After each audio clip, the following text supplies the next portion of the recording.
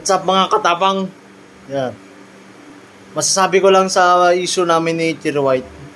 Sa ex ko na si Cherry White. Nung kapal ng mukha mo. Nagpaano ka pa talaga? Nagpatulpo-tulpo ka pa. Huwag mo kayong minamaliit na mga Bisaya. Ha? Ikaw. Kahit mag-boxing pa kami ni Tulpo in Action in Radio TV. Grabe ka. Parang wala tayong pinagsamahan, Cherry White. Tama lang talaga na mag-breakan kayo ni ni Isyan Pacboy. Kay ganyan talaga ang ugali mo, Cherry White. Ritukada ka man lang. Ritukada ka. Pasalamat ka, pinatulang kita.